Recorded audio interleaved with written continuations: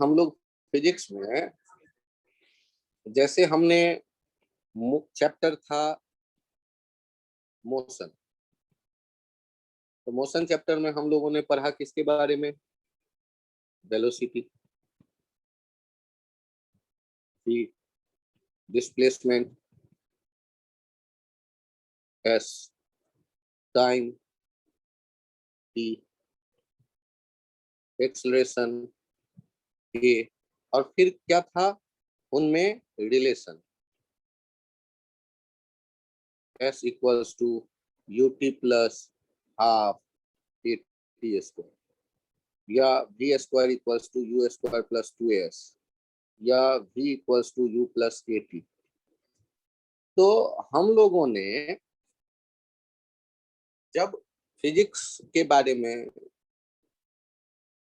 सोचना शुरू किया तो इसमें क्या करना है, हमें नए नए टर्म्स मिलेंगे जिन्हें हम फिजिकल क्वांटिटी कहेंगे और उनके रिलेशन के बारे में पढ़ेंगे। और ये जो फिजिकल क्वांटिटी है उसके बारे में क्या हम लोग ध्यान रखते हैं? द क्वांटिटी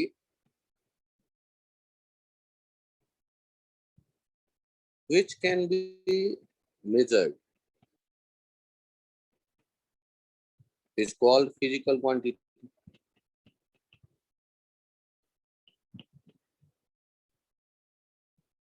और फिजिकल क्वांटिटी के हम जब भी पढ़ेंगे ना उनके दो पार्ट कर देंगे, एक स्केलर और एक वेक्टर।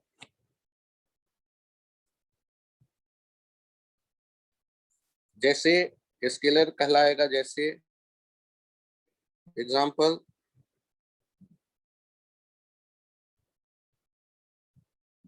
मास, टाइम, स्पीड। और जैसे वेक्टर कहेंगे, example force, momentum, velocity, displacement. अब ये जो होता है इनके लिए, वेक्टर के लिए कहते हैं कि मैग्नीट्यूड होगा, डायरेक्शन होगा, और ये एक खास तरह के नियम को फॉलो करेंगे, follows vector algebra.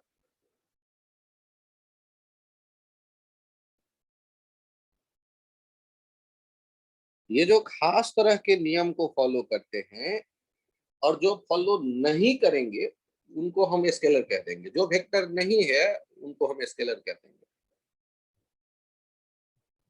Electric current हम 10th में देखेंगे, उसमें डायरेक्शन भी होता है, मैग्नीट्यूड भी होता है, लेकिन उसको हम स्केलर कहते हैं क्योंकि वो वेक्टर अलजेब्रा को फॉलो नहीं करता।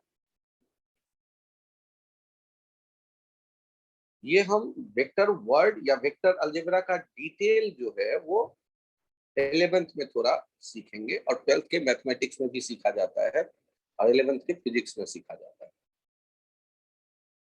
लेकिन आपके भी सामने आएगा सिचुएशन जिसमें टर्म वेक्टर बार बार आएगा, तो वेक्टर का थोड़ा सा आइडिया मैं यहाँ देना चाहूंगा। तो ये पेज चाहे तो आप नोट कर लें, और फिर मैं वेक्टर्स से रिलेटेड कुछ एग्जांपल्स देता हूँ जिनमें आपको ये फील आए कि वहाँ अलजेब्रा क्या है। क्योंकि आपके जो Newton's laws of motion chapter होगा उनमें मोमेंटम आएगा और फोर्स आएगा बार बार,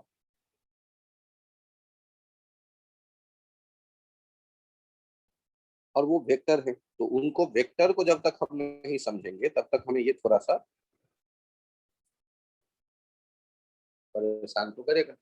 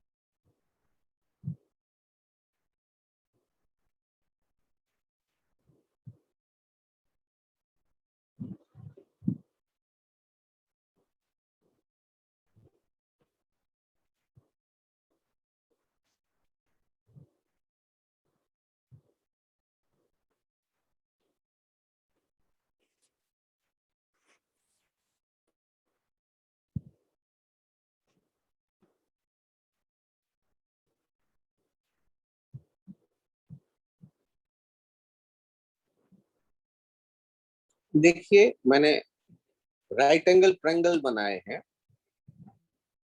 एक ट्रायंगल का मैं नाम रख रहा हूं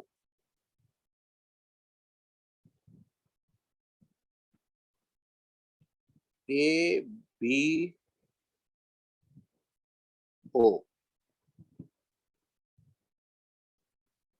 दूसरा ट्रायंगल देखिएगा A dash B dash O.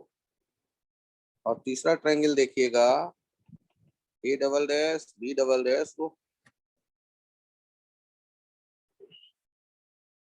तो ये जो ट्रायंगल हमने बनाए हैं कई, उन ट्रायंगल में ओ के पास एंगल देख रहे हैं हम बदलता हुआ। तो एक जो एंगल के सामने वाला साइड है और ट्रायंगल के सबसे बड़ा साइड जिसे हाइपोटेनस कहते हैं उन, और एक होगा जहां 30 का एडजेसेंट साइड। तो यहाँ टर्म आता है ट्रिग्नोमेट्रिक रेशियो।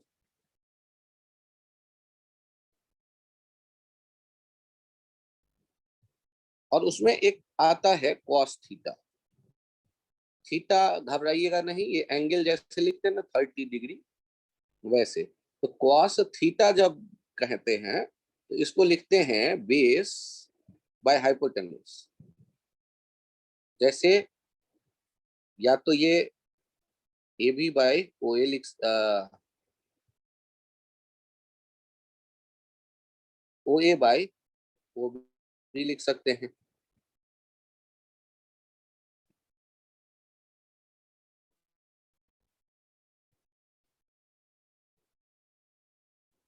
यहां से यहां तक ओ ए है और ये है ओ बी।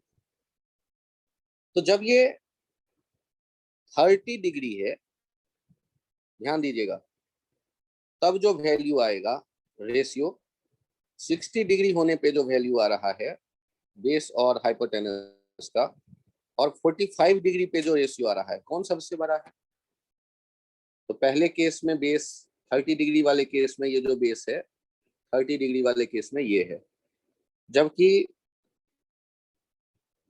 45 डिग्री वाले केस में बेस इतना बड़ा है और 30 डिग्री वाले केस में बेस केवल इतना बड़ा है। तो आप जो देखेंगे ये जो रेशियो आता है ना, वो रेशियो धीरे धीरे करके क्या होता है, रेशियो हम लोग देखते हैं। और हाइपोटेनस तो तीनों केस में रेडियस के बराबर है। हाइपोटेनस तो तीनों केस में रेडियस के बराबर है। तो बेस के छोटे हो जाने पर इनका वैल्यू छोटा होता चला गया होगा। ये 45 और 60 करते हैं, इंक्रीजिंग ऑर्डर में दिखेगा इसलिए। तो जब भी हम 30 डिग्री वाला राइट एंगल ट्रायंगल बनाएंगे कैसा भी लेंथ लेके, तो उनका जो बेस और हाइपोटेनस का रेशियो होगा वो √3/2 के बराबर आएगा। 45 डिग्री बनाएंगे तो 1/√2 आएगा, और 60 डिग्री बनाएंगे तो 1/2 का रेशियो आएगा। तो ये फिक्स्ड वैल्यूज हैं जिन्हें हम याद रखते हैं। और ट्रिग्नोमेट्री में जब आगे ज्यादा पढ़ते हैं रेशियोज में, तो कॉस 120 डिग्री भी एक बड़े काम का है। ये हो जाता है -1/2। और ये कॉस 90 डिग्री जो होता है ये 0 हो जाता है। और कॉस 180 डिग्री हो जाता है -1। ये कुछ वैल्यूज हैं जो हमें याद रखने होते हैं जब हम वेक्टर के सम के लिए सोचेंगे, उस समय ये काम आते हैं। कॉस 30 डिग्री √3/2 45 डिग्री, और ऊपर में लेते हैं एक और कॉस 0 डिग्री।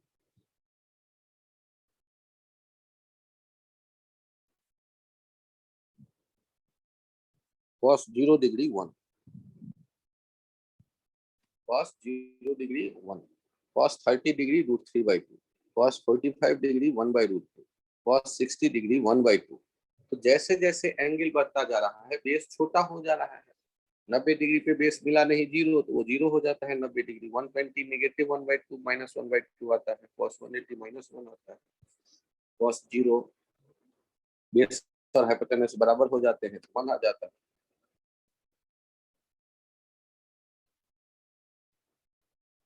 तो आपको ये एक डाटा, ये जो सेट है सेट ऑफ डाटा, वो याद रखिएगा। कहीं भी हम कॉस 0 डिग्री लिखा देखेंगे तो इसको 1 से रिप्लेस कर सकते हैं।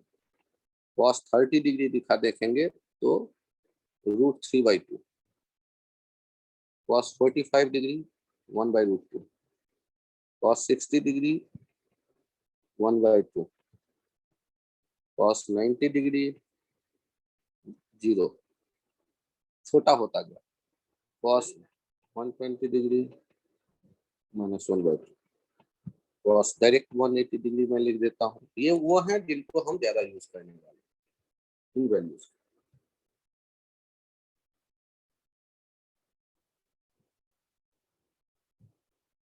क्लास 9th के क्वेश्चन में मैं उम्मीद करता हूं कि ये नहीं यूज होगा, लेकिन कॉम्पिटिटिव एग्जाम के क्वेश्चंस में ये यूज होगा।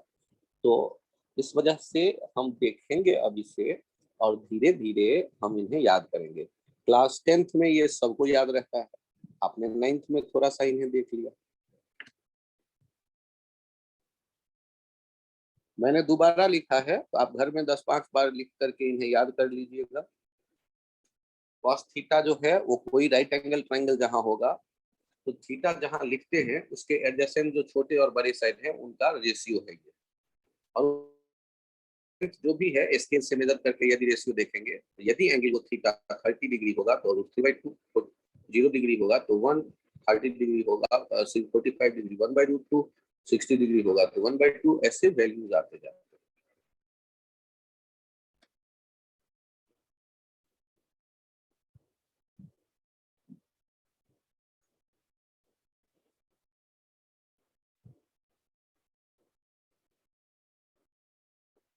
अब एक काम करिए और मुझे सोच करके बताइए कि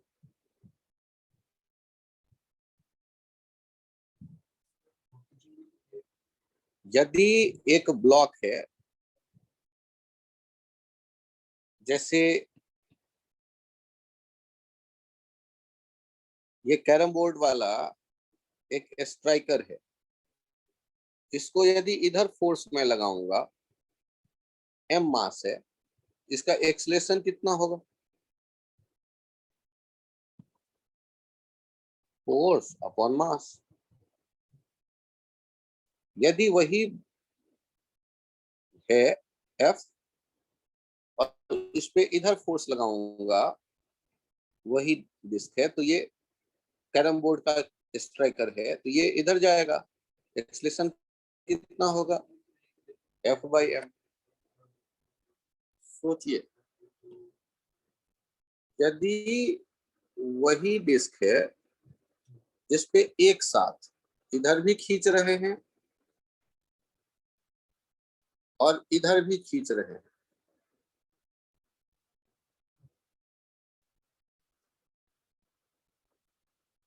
इधर भी खींच रहे हैं, तब कितना हो जाएगा एक्सलेशन? एक्सलेशन 0 हो जाएगा, ये हम जानते हैं। अब बारी आता है कि यदि हम ऐसा करें कि इनको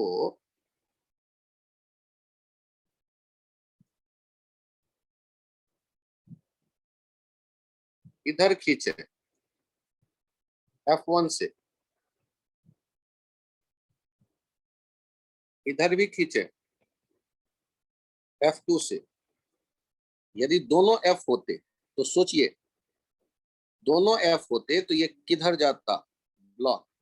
ये जो डिस्क है ये किधर जाना चाहता? इन दोनों के बीच में मैंने कहा 60 डिग्री का एंगल है, तो ये किधर जाता? पहले वाले F की तरफ या दूसरे वाले F की तरफ या दोनों के बीच में कहीं जाएगा। ये आपका कॉमन सेंस क्या कहता है, फिजिक्स मत सोचना और बताना। ये दो लोग एक साथ खींच रहे हैं, इस स्ट्राइकर को दो लोग धकेल रहे हैं ऐसे, तो किस लाइन पे जाते दिखेगा? ये मैंने एक लाइन बनाया कि शायद यहाँ जाते दिखे 1, चाहे यहाँ जाते दिखे 2, चाहे यहाँ जाते दिखे 3, चाहे यहाँ जाते दिखे 4। कौन सा ठीक लग रहा है, 1, 2 या 3 या 4? 3। दोनों तरफ से कितने कितने डिग्री का एंगल होगा? 30-30 का। क्यों? क्योंकि दोनों तरफ बराबर ताकतवर लोग फोर्स लगा रहे हैं, तो यहाँ जो फोर्स आएगा ना, इसे हम कहते हैं रिजल्टेंट। और ये जो होता है ना रिजल्टेंट, ये कितना होगा, इसका एक तरीका है जिससे ये पता किया जाता है। और वो तरीका ये है कि यदि ये रिजल्टेंट की बात करेंगे तो दो फोर्स यदि थीटा एंगल पे होते, दो फोर्स यदि थीटा एंगल पे होते, तो रिजल्टेंट हम क्या लिखते, F1 square plus F2 square plus twice F1 F2 cos theta. इस जगह वो क्या हो जाएगा रिजल्टेंट, क्योंकि दोनों F हैं, F square plus F square plus 2 F cos 60 degree. ये फॉर्मूले की तरह हम याद रखेंगे, कॉम्पिटिटिव एग्जाम में काम आएगा। ये हो गया 2F square plus 2 into F square into 1/2, ये हो गया √3F स्क्वायर। R का वैल्यू हो गया F√3। ये एक ऊपर में जो लिखा है F1 F2 दो फोर्स होंगे, ये ट्रायंगल लॉ या parallelogram law of vector addition से डिराइव होकर के आता है।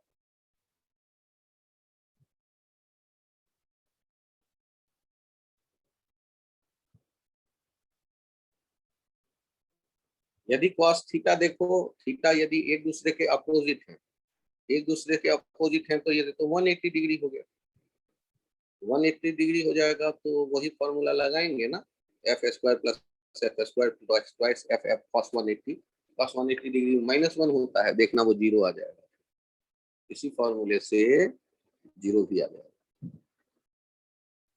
तो एक साथ यदि दो वेक्टर हो, उनको जोड़ने का ये तरीका हमारे हाथ लगा, ये फॉर्मूला हम यूज कर सकते हैं। इसमें सर फॉर्मूला क्या है, यदि दो फोर्स हमें दिख रहे हैं थीटा एंगल पे, यदि दो फोर्स हमें दिख रहे हैं या कोई भी वेक्टर दिख रहा है ए और बी वेक्टर थीटा एंगल पे, तो इनका जो रिजल्टेंट होगा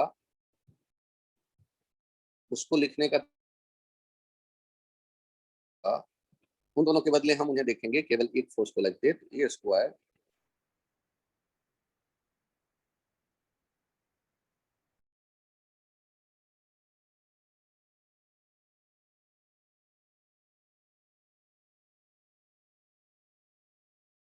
plus b square plus 2AB, कारण हम लोग इसका वैल्यू कैलकुलेट कर लेंगे।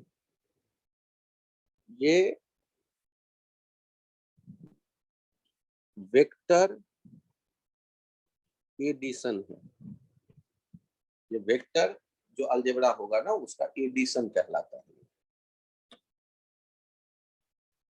कि दो यदि वेक्टर होंगे ए और बी थीटा एंगल पे, तो जो रिजल्टेंट होगा, मतलब उन दोनों का जो इफेक्ट होगा, नेट वैल्यू होगा, वो ये लिखते हैं √a square plus b square plus 2AB cos theta.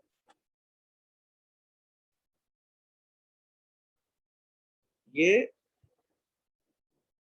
Derive करते हैं तो एक बार पैरेललोग्राम बना के डिराइव करते हैं, एक बार ट्रायंगल बना के डिराइव करते हैं, तो इसलिए उसके दो नियम कह देते हैं, ट्रायंगल लॉ या पैरेललोग्राम लॉ, लेकिन रिजल्ट तो एक ही रहेगा, क्योंकि रूल तो हमने एडिशन के लिखने की सोची है।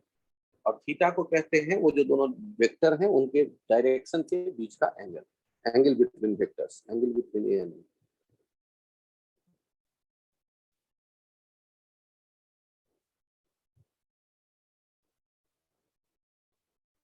ये इंफॉर्मेशन आपके दिमाग में रख दूंगा, तुरंत इनको यूज नहीं करूंगा, हो सकता है 2 लेक्चर बाद 3 लेक्चर बाद इनको मैं कहीं यूज करूं, तो आपको लगेगा कि हाँ कुछ देखा था, तो वो शायद थोड़ा आसान लगे 4 दिन बाद, तो अभी इनको मैं कहीं यूज नहीं करूंगा। केवल इंफॉर्मेशन दे करके मैं आगे बढ़ जाता हूँ।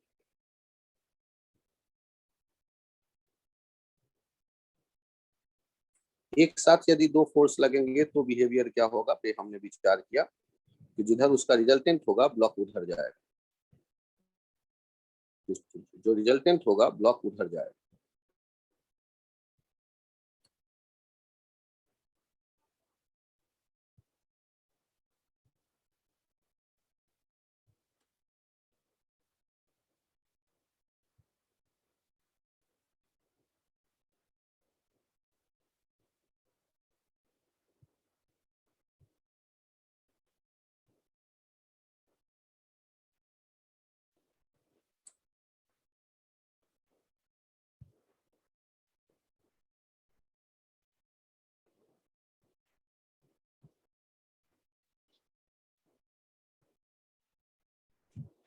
आज देखिए, आपने पिछले टर्न पे क्या देखा था, उसे मैं एक बार यदि 5 मिनट के लिए चर्चा कर लूं। न्यूटन्स न्यूटन्स लॉ ऑफ तो Newton's second law of motion जो था, उसके बारे में क्या कहते थे, सेकेंड लॉ ऑफ मोशन। वो क्या कहता था, वो कहता था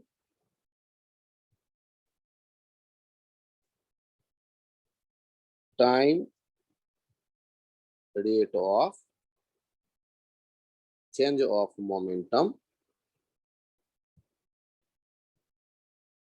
is directly proportional to force. और उसको फिर हम यदि देखें, एक ऑब्जेक्ट है, यहां से फोर्स लगना शुरू किया, शुरू में इसका वेलोसिटी u था, और t टाइम बीतते बीतते इसका वेलोसिटी हो गया बढ़ करके v। तो मोमेंटम का जो चेंज होगा, पहले मोमेंटम इनिशियल कितना है mu, और फाइनल f लिखते हैं, मतलब फाइनल p मोमेंटम को कहते हैं। p फाइनल कितना हो गया mv, मास m है ब्लॉक का, तो मोमेंटम का चेंज कितना हो गया, change in momentum, change in momentum की यदि मैं बात करूंगा, ये हो गया p final minus p initial, mv minus mu। उसके बाद आता है time rate of change of momentum.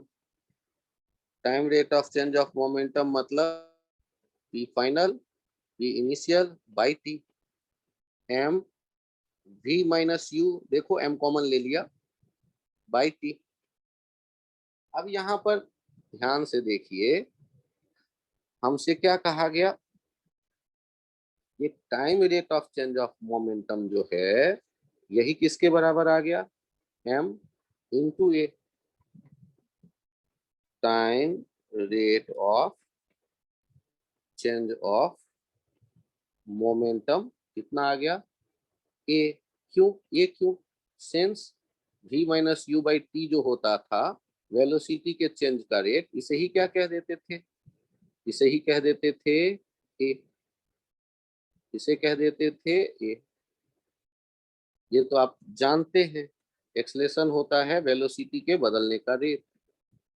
तो अब न्यूटन्स के सेकेंड लॉ के कारण आप यहां तक तो आ गए, लेकिन अभी भी देखिए, फ्रॉम सेकेंड लॉ, इसकी तो न्यूटन की चर्चा कर रहे हैं।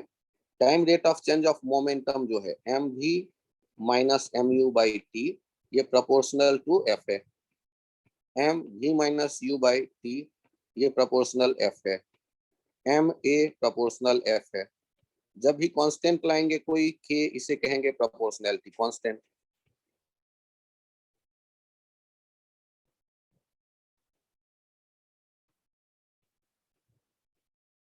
अब हमने यूनिट डिफाइन किया, किसका? फोर्स का। SI unit of force is 1 Newton, is Newton. और 1 न्यूटन डिफाइन कैसे किया? Definition,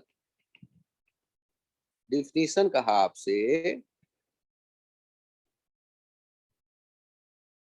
1 Newton is force which generate 1 meter per second square acceleration when x on 1 kg mass। अब यदि मैं ये सारी बात ऊपर वाले इक्वेशन में रख दूं, किसमें? ma इक्वल्स टू के एफ में। m का वैल्यू 1, a का वैल्यू 1, k हम नहीं जानते, f का वैल्यू 1, तो k निकल के कितना चला है? 1। अब यहां से हमने क्या देख लिया? f बराबर ma। तो इसी को कह देते हैं it is Newton second law of motion. It is second Newton second law, second law of motion. तो मैं ये क्यों समझाने की कोशिश कर रहा हूं? एक बार तो सीधे मैंने acceleration proportional to F upon M लेकर के डिराइव करके बताया, पिछले टर्न पे भी बताया, आज फिर एक बार चर्चा कर रहा हूं। उसके पीछे कारण है कि यहाँ पे जो टर्म्स आ रहे हैं उनके साथ हमारा कंफर्ट बढ़े।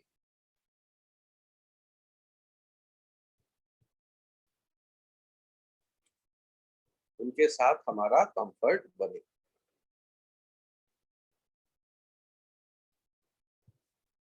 क्या ये भी पॉइंट थोड़ा थोड़ा सबके समझ में आया है? हैंड राइज करिएगा ना यदि समझ में आया हो, रिपीट जो किया आज।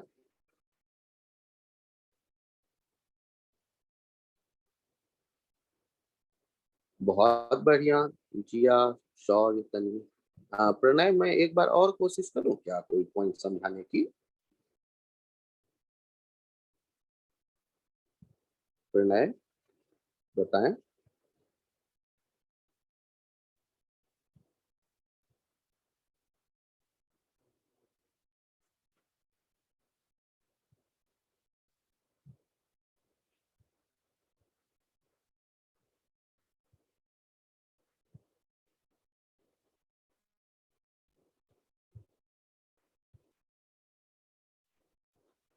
और के यदि 1 हो गया तो आप ये भी लिख सकते हैं।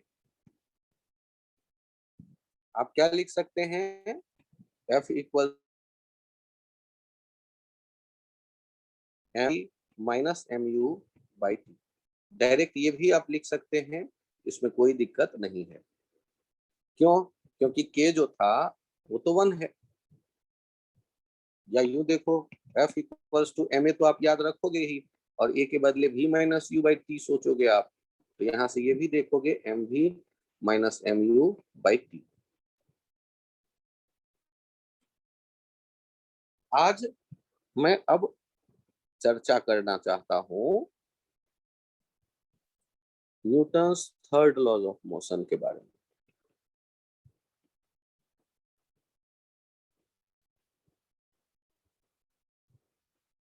और इसकी चर्चा मैं बाद में करूंगा, पहले एक कहानी सुनाता हूं और वो सुन करके आज थोड़ा सा पूछूं तो जवाब दें। ये बताओ मुझे, एक कमरे में, एक रूम में आपको कहा जाता है कि रहो। कंडीशन है रूम में खाने पीने की व्यवस्था तो अच्छी है, लेकिन वहां मोबाइल, लैपटॉप, टीवी, किताब कुछ भी नहीं है, नॉवेल कुछ भी नहीं है। केवल खाने पीने की व्यवस्था है, नहाने की व्यवस्था है, आराम से रहिए, टॉयलेट एसोसिएटेड है रूम के साथ। लेकिन क्या क्या नहीं है? कोई दोस्त नहीं है आपका, मोबाइल नहीं है आपके पास, लैपटॉप, टीवी नहीं है आपके पास। इस बंद कमरे में कितने दिन रहना पसंद करेंगे? सर पिज्जा मिलेगा? हाँ। सर डेली मिलेगा? हाँ। बर्गर, हाँ, मतलब खाने पीने की व्यवस्था। सर 2-4 दिन तो रहते ही नहीं। अच्छा सोचो, इसमें क्या बरसों नहीं रहा जा सकता जब खाने की व्यवस्था है? क्या दिक्कत है, क्या मिसिंग है? सोच के जवाब दो, क्या मिसिंग है कमरे में जिसके कारण बरसों रहने का मन नहीं करेगा वो?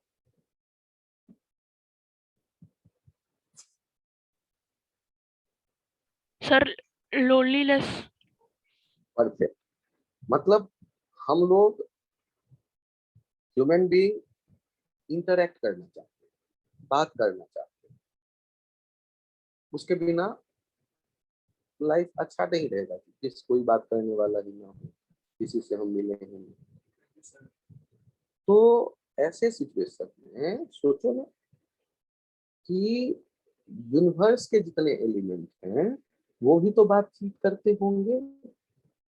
तो यहाँ जो भी यूनिवर्स का दो एलिमेंट बातचीत करता है, जो भी यूनिवर्स के दो एलिमेंट इंटरेक्ट करते हैं एक दूसरे से, उस इंटरेक्शन का मेजर है force.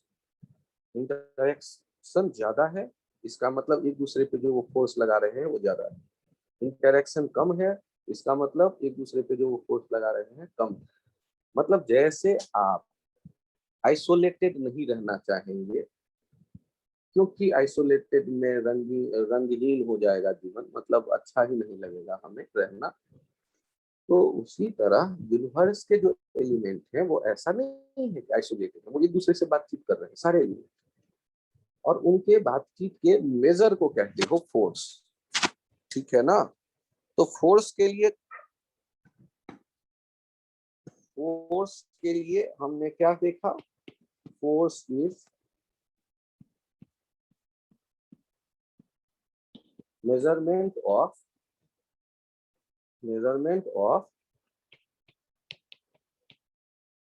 interaction between any two element of universe. सोचो, मून अर्थ पर फोर्स लगा रहा होगा तो अर्थ मून पे भी फोर्स लगा रहा होगा।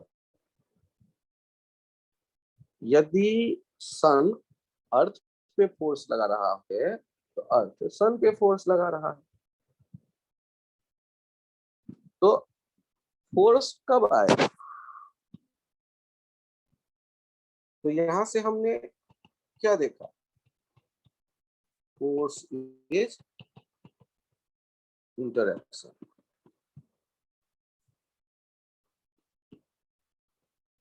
Between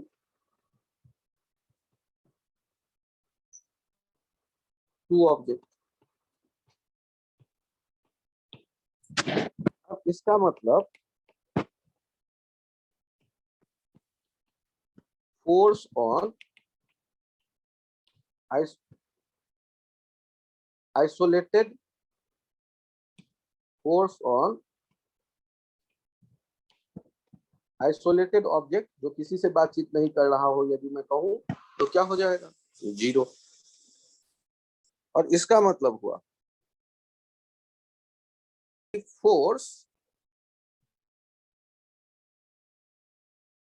always exist in pair.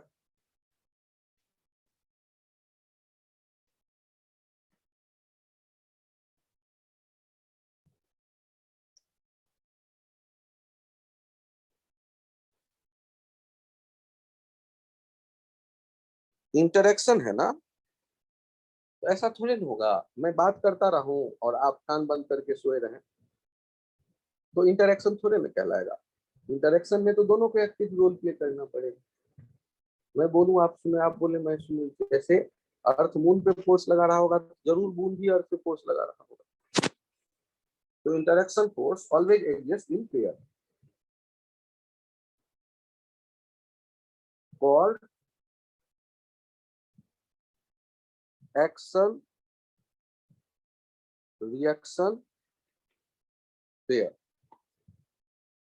Interaction force always exist in pair, action reaction pair. अब आप सोचो कि यदि मैं ऊपर चित्र बना रहा हूं, देखना ना एक बार, ये M1 है मास और ये M2 मास है। तो M1 यदि या M1 यदि M2 को अपनी तरफ बुलाता होगा तो M2 भी M1 को अपनी तरफ बुलाता होगा।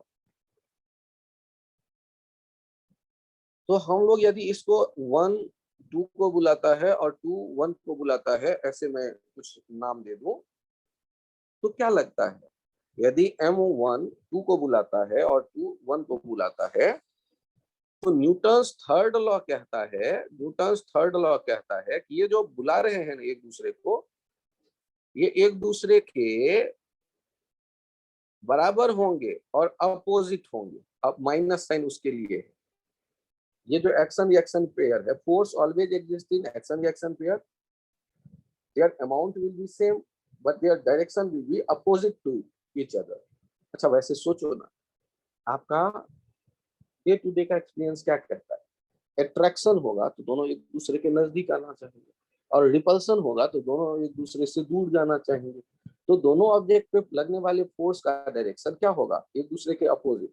अट्रैक्शन है ना, तो ये M1 जा रहा है M2 की तरफ, लेफ्ट की तरफ, और M2 जा रहा है राइट की तरफ, और M2 जा रहा है M1 की तरफ, लेफ्ट की तरफ। तो एक का फोर्स M1 पे लगने वाला फोर्स यदि राइट की तरफ है तो M2 पे लगने वाला फोर्स लेफ्ट की तरफ है। तो न्यूटन्स थर्ड लॉ से ये थर्ड लॉ ये बता रहा है, न्यूटन्स थर्ड लॉ, ये न्यूटन्स थर्ड लॉ क्या कह रहा है? ये कह रहा है कि ये जो फोर्स होंगे F12 वो माइनस F21 होगा। ये जो इंटरेक्शन होगा, उनमें किसी एक को हम एक्शन कहेंगे तो दूसरा रिएक्शन कहलाएगा। एक्शन रिएक्शन हमेशा सेम अमाउंट के होते हैं, अपोजिट डायरेक्शन में रहते हैं और अलग अलग ऑब्जेक्ट पे काम करते हैं। तो ये पॉइंट्स जो अभी दिख रहा है आपको, ये सारे नोट कर लीजिए, मैं रुका हुआ हूँ।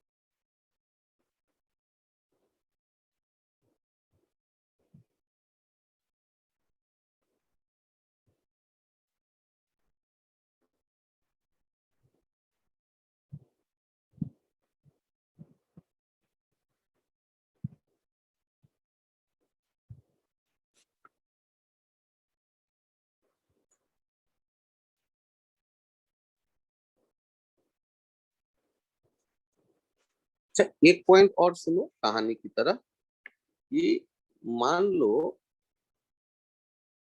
मोहन और सोहन आपस में लड़ते हैं। तो मोहन और सोहन आपस में लड़ते हैं, तो डे टू डे लाइफ में हम क्या कहते हैं कि मोहन ने सोहन को एक घूंसा मारा। तो सोहन वो एक्शन था और सोहन ने मोहन को 2 चांटा मारा, तो वो रिएक्शन। लेकिन न्यूटन्स के थर्ड लॉ में ऐसा नहीं होता। आपके गाल पे मैंने एक चांटा मारा, तो आपके गाल भी लाल हो गए और मेरे हाथ भी लाल हो गए। आपके गाल पे जो मेरे हाथ से फोर्स आया यदि वो एक्शन है, तो आपके गाल से मेरे हाथ पे जो फोर्स लगा होगा वो रिएक्शन है। आप कहोगे कि नहीं सर, आपने मेरे गाल पे मारा, मैं रो तो केवल मैं रही हूँ, आप तो नहीं रो रहे। तो एक काम करो ना, यदि आपको डर ऐसा लगता है कि नहीं चांटा मारने पर केवल जिसे हमने मारा उसे ही चोट लगता है, अब दीवार को एक चांटा मारो बढ़िया से। दीवार को एक चांटा मारो, देखो दीवार रो रहा है, आप रो रहे हैं, दोनों साथ साथ रोगे। क्योंकि चोट जो है जितना दीवार पे आया उतना ही आपके हाथ पे भी आया। तो एक्शन रिएक्शन पेयर जो हम कहते हैं, यदि M1 M2 पे फोर्स लगाएगा तो ऐसा नहीं होगा कि M2 2 दिन बाद विचार करेगा, अच्छा M1 ने मुझे पीटा था, अब मैं M1 को पीटूंगा। ऐसा ऐसा डे टू डे लाइफ में होता है। लेकिन न्यूटन का जो थर्ड लॉ है वो कहता है कि M1 जिस मोमेंट पे M2 पे फोर्स लगा रहा है उसी मोमेंट पे साइमल्टेनियस M2 M1 पे भी फोर्स लगा रहा होगा, और उन दोनों फोर्सेस को एक्शन रिएक्शन पेयर हम कहते हैं। यहाँ एक और क्रिटिकल एक पॉइंट क्या था कि डे टू डे लाइफ में था कि M1 ने M2 पे फोर्स लगाया, M2 अब विचार करेगा थोड़ा सा कि या करूं वाह करूं, और फिर 2 दिन बाद जो रिएक्शन देगा, तो वो डे टू डे लाइफ का एक्शन रिएक्शन है। लेकिन न्यूटन के थर्ड लॉ का एक्शन रिएक्शन है कि आपने चांटा मारा, गाल भी लाल हाथ भी लाल, वो एक्शन रिएक्शन पेयर है। एक्शन रिएक्शन पेयर जो है एक्चुअली इंटरएक्शन है ना, अकेले नहीं होता। फोर्स जब भी एग्जिस्ट करेगा पेयर में एग्जिस्ट करेगा। और वो जो पेयर होगा वो ऐसा नहीं है कि एक फोर्स अभी आया दूसरा फोर्स 4 दिन बाद आएगा। दोनों, न्यूटन ने जब कहा तो दोनों वो कहा न्यूटन ने दोनों एक साथ फोर्स जनरेट होगा। जब ए बी को अट्रैक्ट करेगा उसी मोमेंट पे बी ए को अट्रैक्ट करेगा, या जब बी ए को रिपेल करेगा उसी मोमेंट पे ए बी को रिपेल करेगा। जैसे इलेक्ट्रॉन और प्रोटॉन होते तो अट्रैक्ट करते, यदि 2 प्रोटॉन होते, प्रोटॉन और एंड प्रोटॉन, तो आपस में रिपेल करते, तो वो अट्रैक्शन हो सकता है या रिपल्सन, यही तो 2 फोर्स के नेचर जनरली हम देखते हैं। तो कहा ये गया कि आइसोलेटेड ऑब्जेक्ट पे तो कोई फोर्स नहीं होगा, फोर्स इंटरेक्शन है, इसलिए कम से कम 2 एलिमेंट का होना तो जरूरी है। यदि एक का नाम ए रखो दूसरे का नाम बी, तो ए जितना फोर्स बी पे लगाएगा उतना ही फोर्स बी ए पे लगाएगा। फोर्स के अमाउंट सेम होंगे लेकिन डायरेक्शन अपोजिट होगा। हमेशा एक्शन रिएक्शन पेयर अलग अलग ऑब्जेक्ट पे लगेगा, कभी भी एक ऑब्जेक्ट पे नहीं लगेगा एक्शन रिएक्शन पेयर।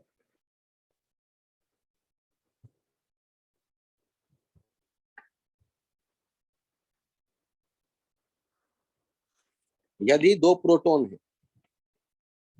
तो 2 प्रोटॉन है, तो ये एक दूसरे को क्या करेंगे, रिपेल। तो इनका जो वैल्यू होगा ना, ये ए वाले पोजीशन पे जो प्रोटॉन है उनके बारे में कोई पूछे तो हम कहेंगे कि वो लेफ्ट की तरफ फोर्स लग रहा है, बी वाले पे जो प्रोटॉन है उस पर कोई पूछे हम कहेंगे राइट की तरफ फोर्स लग रहा है। तो एक्शन रिएक्शन, यदि मैं इसको कहूंगा एक्शन, तो दूसरा जो फोर्स होगा वो कहलाएगा रिएक्शन। और यदि मैं इसे कहता हूं एक्शन बी वाले को, तो इधर जो होगा उसे हम कहेंगे reaction.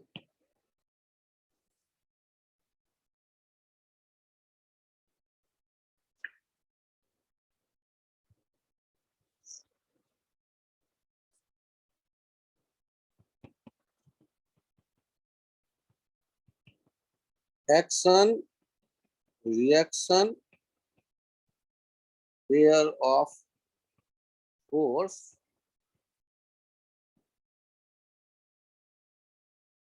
never acts on same object। एक ही ऑब्जेक्ट पे एक्शन रिएक्शन दोनों फोर्स नहीं एक्ट करेगा पेयर। क्योंकि ये तो इंटरेक्शन है ना, मैं खुद से बातचीत करूं ऐसा थोड़ी होता है। ऐसे लोगों को पकड़ के खास जगहों पे रख दिया जाता है, कहा जाता है कि ये तो दिमाग इनका गड़बड़ हो गया है, ये सोसाइटी के लिए ठीक नहीं। अकेले से कोई इंटरेक्शन नहीं करता। उसी तरह जब भी इंटरेक्शन होगा, जब भी फोर्स जनरेट होगा, तो दो एलिमेंट तो चाहिए। तो यदि ए ने बी पे फोर्स लगाया उसे हम एक्शन कहेंगे, तो बी जो ए पे लगाएगा वो रिएक्शन कहेंगे। और ये कब आएगा? एक्शन जिस मोमेंट पे आया उसी मोमेंट पे रिएक्शन आएगा, ऐसा कह रहा है न्यूटन सेकेंड लॉ।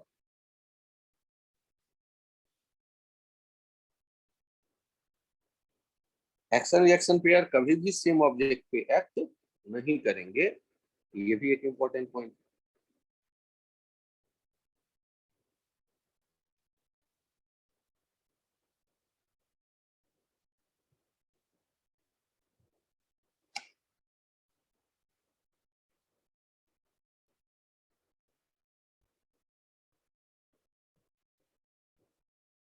यहाँ देखिए, ये एक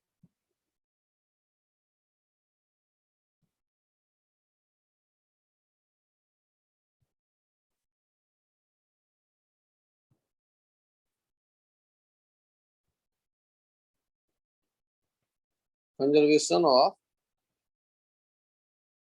मोमेंटम, ये law of conservation of momentum हम कहते हैं। ध्यान दीजिएगा, ये एक बॉल है जिसका मास है ma,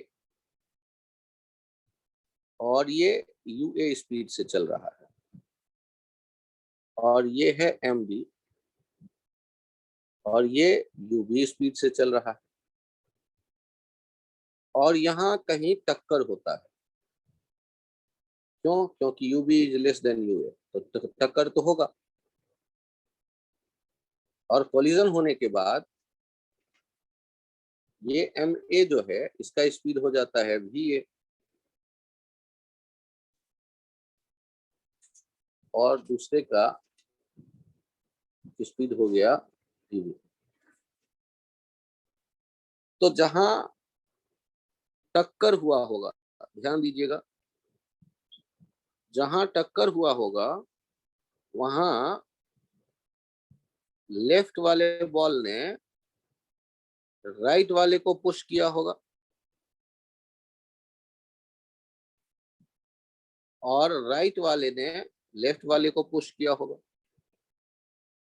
और ये जो फोर्सेस जनरेट हो रहे होंगे वो एक जैसे होंगे।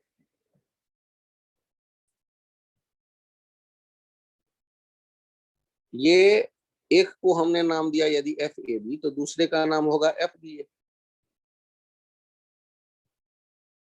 और याद करिए, हम लोग क्या देखते थे? हम लोग देखा करते थे एफ ए बी हो जाता था M A V A minus M A T है टाइम इंटरवल जितने देर ये कॉन्टैक्ट में रहे, कॉन्टैक्ट टाइम। उसमें जो मोमेंटम बदला वो हमने देखे। और एफ ए बी जो था ये देखा, और एफ बी ए देखिए, एफ बी ए के लिए देखिए M we B minus M we B minus M A B by T. अब हमने तो यही देखा था ना कि मोमेंटम के चेंज का जो रेट होगा वो फोर्स के प्रोपोर्शनल था, और प्रोपोर्शनलिटी कांस्टेंट 1 हो गया था। तो ये हमने from second law of motion सोचा, from third law of motion से हम क्या देखते हैं? एफ ए बी जो होगा वो एफ बी ए के माइनस के साथ बराबर होगा। Newton third law of motion, action reaction pair same होते हैं और अपोजिट डायरेक्शन में होते हैं। यहां से देखिए क्या लिख देंगे आप, m A b a minus M A you a upon t equals to minus m B we B m A V a upon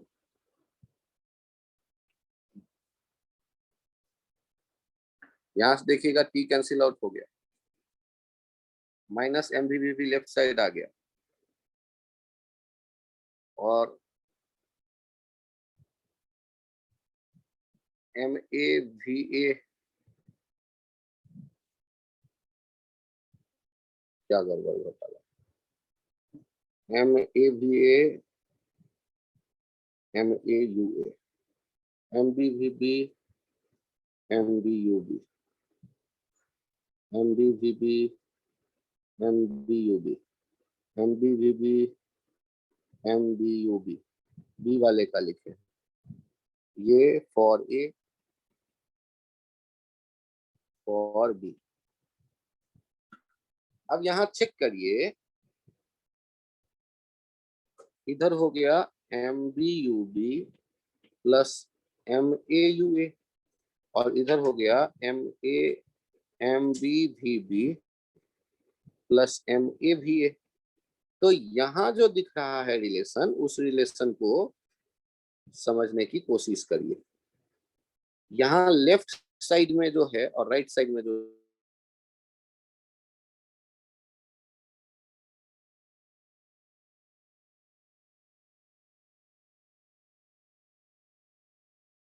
data है, ये बाद मोमेंटम है, एक टक्कर से पहले का मोमेंटम है और एक टक्कर के बाद का मोमेंटम है। तो यहाँ हमने क्या देखा, total momentum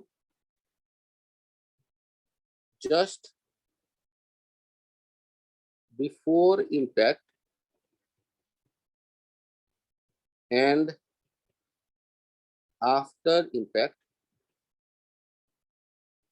will be same. This is called law of conservation of momentum. इसे नोट कर लीजिए कि जो मोमेंटम के चेंज का टाइम रेट है उसे तो हमने फोर्स कह दिया, प्रोपोर्शनल होता था फोर्स के और प्रोपोर्शनल की कांस्टेंट हो गया था 1। तो फोर्स क्या है, मोमेंटम के चेंज का रेट। किस लॉ से आया, सेकेंड लॉ से।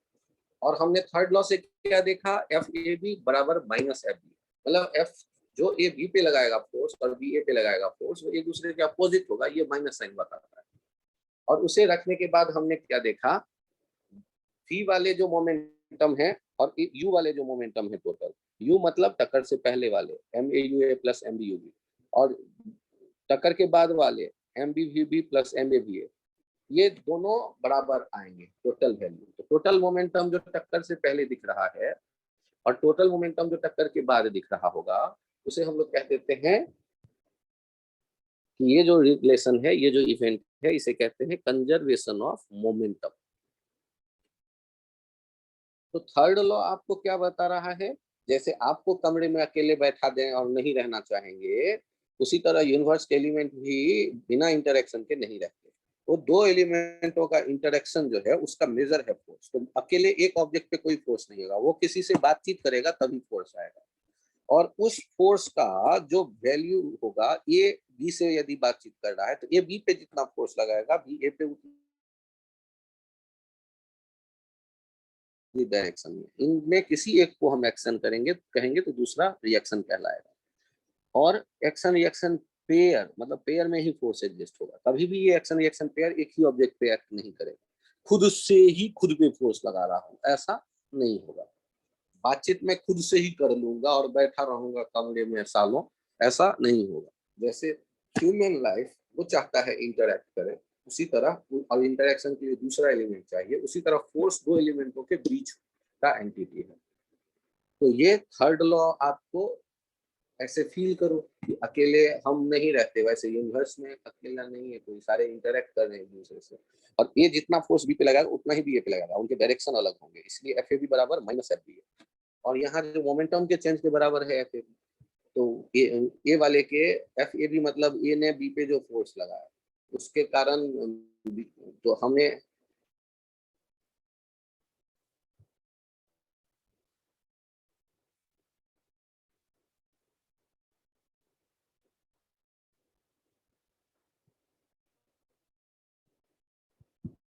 इनके नाम में मैं थोड़ा यदि बदलाव कर देता हूं तो घबराइएगा नहीं। ए ने जो बी पे फोर्स लगाया उस वो बी का मोमेंटम बदलेगा, ए ने जो बी पे लगाया वो बी का मोमेंटम बदलेगा, और बी ने जो ए पे लगाया, बी ने जो ए पे लगाया वो ए का मोमेंटम बदलेगा। और फिर हमने एफ ये बी ए को हमने देखा वो माइनस एफ ए बी के बराबर कर दिया, और ये रिलेशन हमारे पास अरेंजमेंट से रीअरेंजमेंट से आ गया। टोटल मोमेंटम टक्कर से बाद और टोटल मोमेंटम टक्कर के पहले जो था वो बराबर है। इन पे न्यूमेरिक की प्रैक्टिस अगले टर्न पे करेंगे, और इस आइडिया को एक बार आप कहेंगे तो मैं फिर एक्सप्लेन कर दूंगा। अभी के लिए केवल इतना।